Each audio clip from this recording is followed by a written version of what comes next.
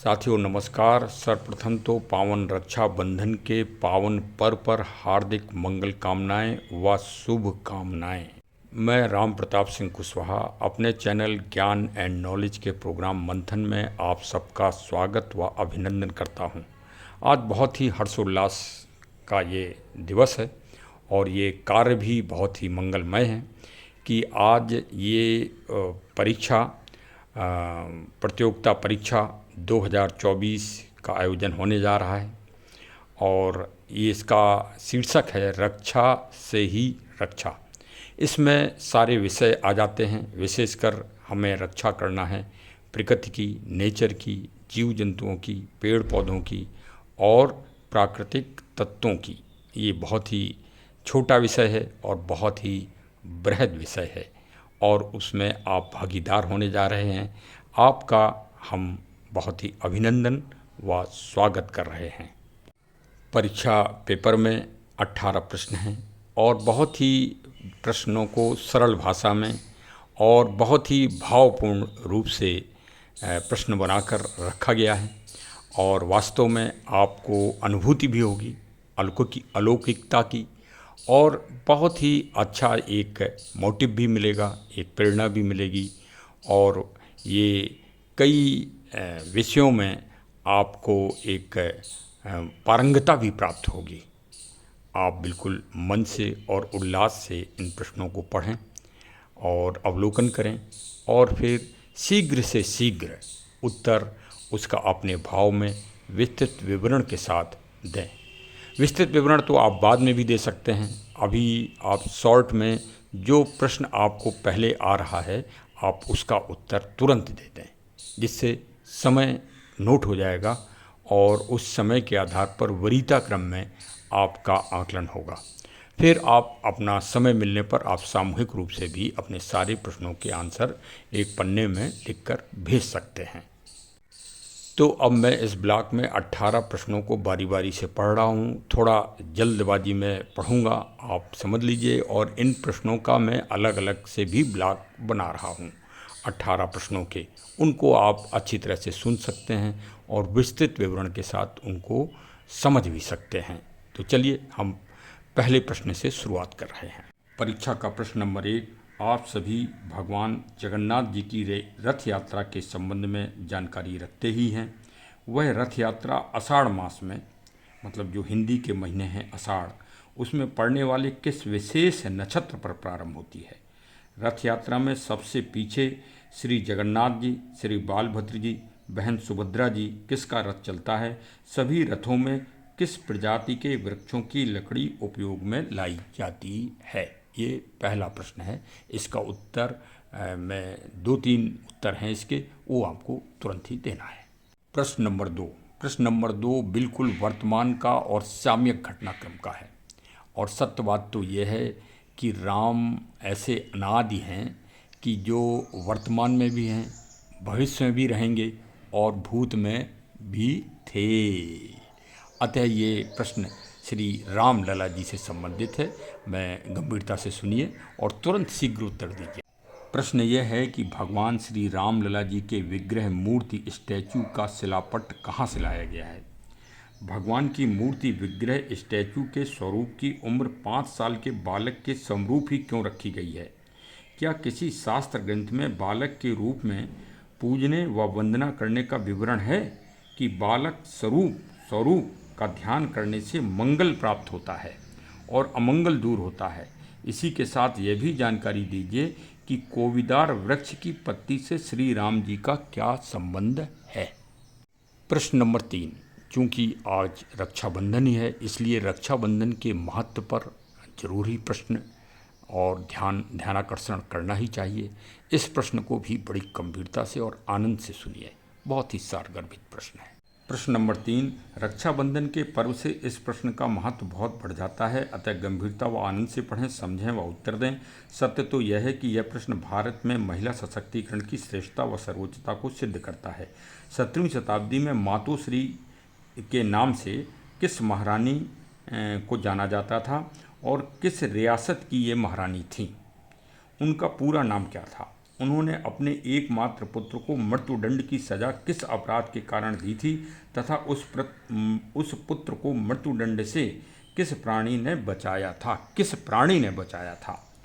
उसी प्रायश्चित में उन्होंने अपने मूल नगर को छोड़कर अपनी नई राजधानी किस नाम से बनाई थी तथा रक्षाबंधन के दिन तत्कालीन नेपाल राजा को राखी भेजकर अपनी नई राजधानी के किले में किस प्रजाति का वृक्ष लगाया था? मतलब वृक्ष एक उन्होंने लगाया था, वो आपको बताना है कि वो किस प्रजाति का लगाया था। वह वृक्ष नेपाल के किस विशेष पवित्र स्थान से लाया गया था? उस वृक्ष की सबसे बड़ी विशेषता क्या है? वह उनके द्वारा रोपित वृक्ष आज भी हरा भरा है। वह वृक्ष किस प्रजाति का है? ये प्रश्न है। अब हम आ गए प्रश्न नंबर 4 पर। प्रश्न नंबर 4, परम पूज्य श्री आदि शंकराचार्य जी के द्वारा एक विशेष प्रजाति का वृक्ष अपने हाथों से किस पावन स्थान पर रोपित किया गया था? वह वृक्ष किस पावन नगर में है जो पिछले वर्ष प्राकृतिक आपदा के कारण विशेष चर्चा में था? ये आदि शंकराचार्य जी से संबंधित है और आपको प्रजाति किस वृक्ष का पेड़ उन्होंने लगाया था ये बताना है। प्रश्न नंबर 5, पांचवी महत्वपूर्ण प्रश्न है। जैन धर्म के महान 24 तीर्थंकरों में एक प्रख्यात महिला तीर्थंकर भी थी, जिससे स्पष्ट है कि भारत में महिला सशक्तिकरण का गौरवशाली इतिहास रहा है। कृपया उनका पूरा नाम बताने के साथ उन्होंने अपने समयकाल में किस पावन वृक्ष को पूजनीय बनाया था या बताया था, वह उस वृक्ष के संरक्षण उस वृक्ष को उन्होंने संरक्षण भी दिया था, उस वृक्ष का संरक्षण दिया था तथा अंतिम तीर्थंकर श्री महावीर जी ने भी एक वृक्ष को भी संरक्षण दिया था। तो आपको ये बताना है कि जो महिला तीर्थंकर जी थी उन्होंने किस वृक्ष को दिया और महावीर जी ने किस वृक्ष को संरक्षण प्रदान किया, वो कौन सी प्रजाति का वृक्ष था? प्रश्न नंबर 6 बहुत ही महत्वपूर्ण प्रश्न है और बड़ी ही इसे गंभीरता से और मंथन और चिंतन करके शीघ्र से शीघ्र इसका उत्तर दें। भारत के किस महापुरुष ने संकल्प वृक्ष का से सीधा संबंध है? संकल्प वृक्ष से, संकल्प वृक्ष है ये। वह संकल्प वृक्ष किस प्रजाति का है तथा किस पावन स्थान पर लगा है और क्या प्रेरणा और मोटिवेशन देता है? आशा है कि आप समझ गए होंगे प्रश्न को। प्रश्न नंबर 7, तथागत श्री महात्मा बुद्ध जी को राजा बिंबिसार ने कौन सा अरण्य, उपवन, जंगल मतलब फॉरेस्ट सप्रेम रूप से भेंट दिया था? उस अरण्य का नाम क्या था? आज वह अरण्य क्षेत्र किस नाम से जाना जाता है? महात्मा बुद्ध जी को एक राजा बिंबिसार जी थे, उन्होंने एक उपवन भेंट किया था, आपको उस उपवन का नाम बताना है। प्रश्न नंबर 8, ये सारे प्रश्न ऐसे हैं कि हम और आप तो वृद्ध हो जाएंगे लेकिन ये प्रश्न कभी वृद्ध नहीं होंगे, ये वर्तमान में ही रहेंगे, आगे भी और पीछे भी वर्तमान में ही रहे हैं। अब ये प्रश्न नंबर 8वां भी बहुत महत्वपूर्ण है। प्रश्न तो प्रश्न ही होते हैं। ये 3 नाम विदेश से भारत में आए, पहला मिजारू, दूसरा किकाजारू, तीसरा इवाजारू। इनकी प्रसिद्ध ख्याति क्यों है? इनका संबंध भारत के किस अहिंसक महापुरुष से है?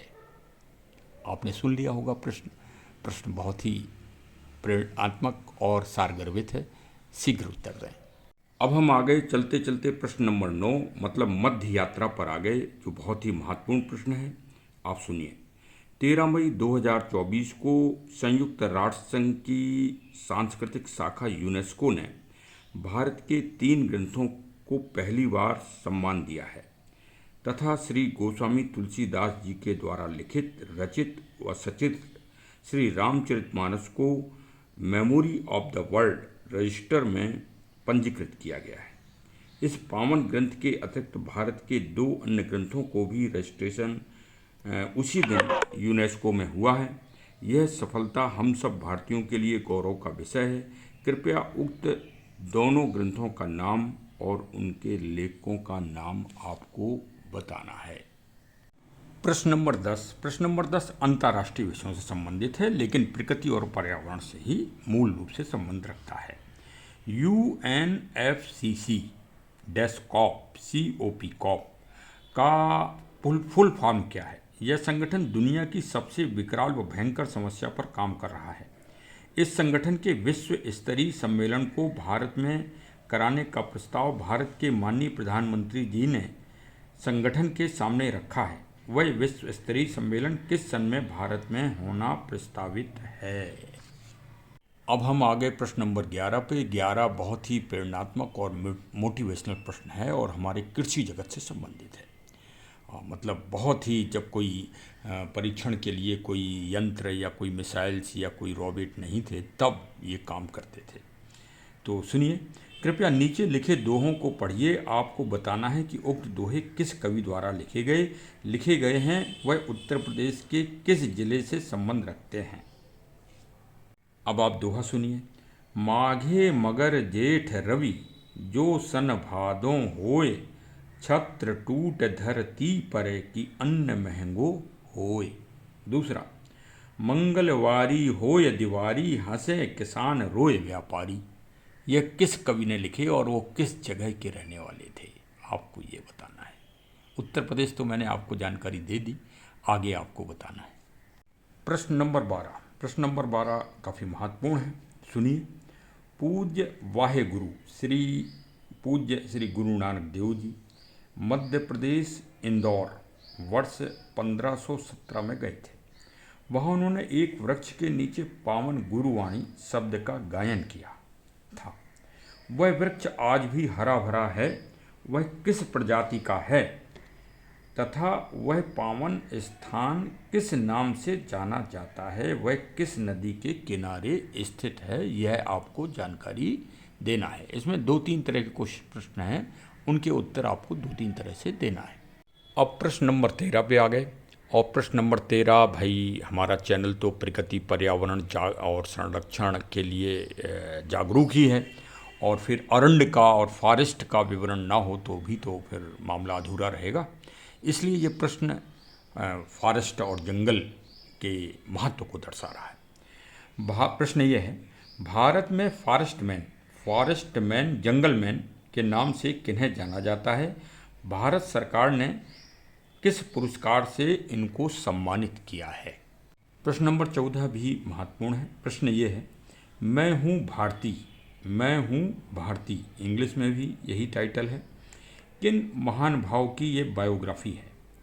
इसके लेखक कौन हैं? यह पिछले कई दशक से सुर्खियों में क्यों रहे?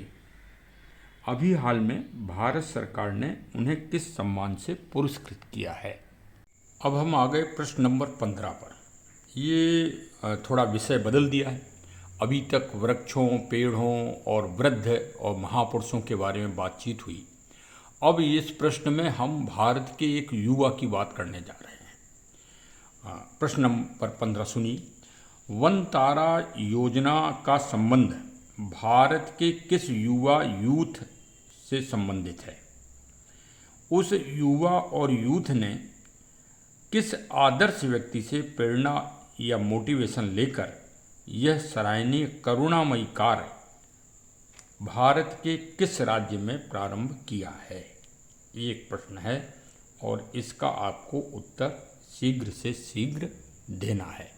आप किसी भी तरह का गूगल करिए, कोई मैगजीन पढ़िए, न्यूज़पेपर पढ़िए, किसी बुजुर्ग से पूछिए, बच्चों से पूछिए, अपने पारिवारिक सदस्यों से पूछिए, इसके लिए आप स्वतंत्र हैं। आपको बहुत बड़ा टाइम भी दिया गया है, शाम को 4 बजे से लेके और 20 अगस्त को सुबह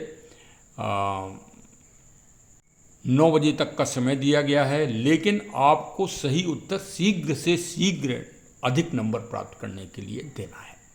अब हम आ गए प्रश्न नंबर 16 पर। ये प्रश्न बहुत ही छोटा है, 3 लाइन का ही है, लेकिन इसका भाव और अर्थ बहुत बड़ा है और ये अंतर्राष्ट्रीय विश्वव्यापी है। सुनिए।